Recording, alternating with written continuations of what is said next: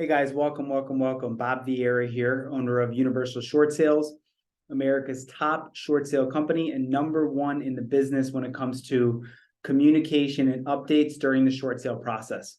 So I'm going to go over very quickly two of the main topics, real estate and economy related, that happened this week. I'm going to share it with you guys and give you my thoughts very briefly. Let's start with number one. Article by CNBC. Here's why Home Depot and Lowe's are booming in a housing market bust. So essentially, the top points that this article is hitting on is that even though we're in a recession right now, even though our government refuses to actually call it a recession, we all know, we're all smart enough to realize that it's absolutely a recession right now.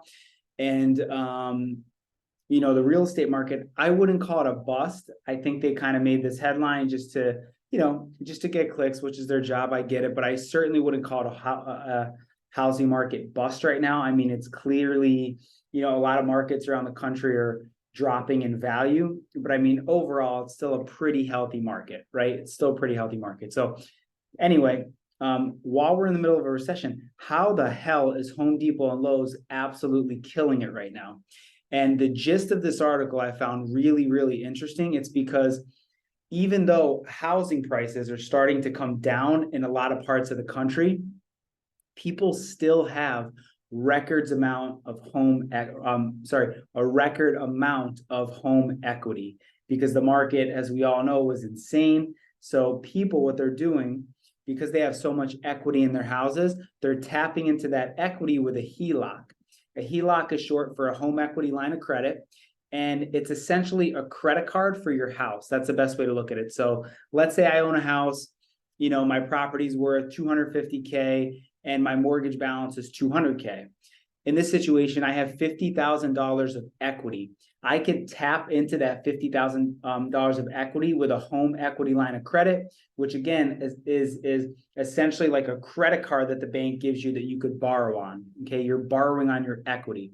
And tons of Americans, millions of Americans right now are tapping into that equity, and they're using that equity to put additions on their homes, make repairs, get that new deck, that new roof, renovate the kitchen, all that good stuff. And they're using that equity. So very interesting, that in the midst of literally a recession that we're entering into, those home supply companies are killing it right now. So we'll see where that goes, because these good times are not going to last forever. So, it could get a little scary. Like I was listening to Patrick Bet-David podcast today, and they brought up an awesome point that, all this equity, what's going to happen is whenever banks are starting to get fearful of the real estate economy, which a lot of them are starting to get a little fearful now with the interest rates rising, and building is starting to slow down, supply is sitting on the market a lot longer. What's happening is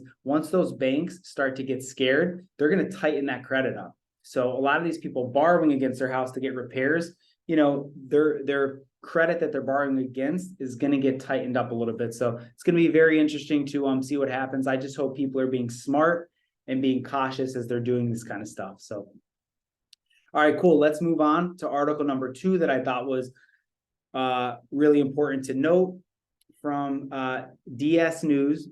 Rent growth slows. So, okay. Now, when they say that the rent growth is slowing, it's very relative, because it's still up 7.8% year over year coming into October.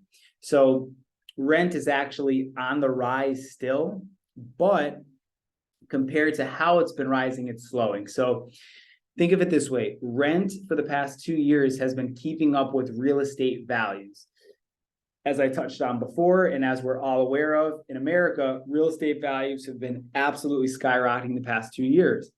So as the values are skyrocketing, rent is going up as well. So it just squeezed a lot of renters, and also, it had a positive effect on a lot of landlords. Well, what's happening right now is, because it's only up 7.8%, it's the slowest it's been since August of 2021. Okay, I'll say that again because that's really significant. Rent is up but it's risen the slowest it's been since August 2021. So definitely something to pay attention to. I personally think it's going to continue to rise year over year, but I think it's going to rise at fragments because eventually, the market is going to get capped out. It's going to bubble a bit.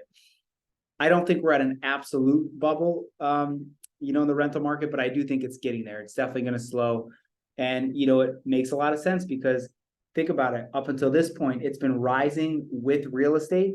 Now that real estate is starting to slow, it's starting to hit the brakes along with real estate values. So it makes a ton of sense.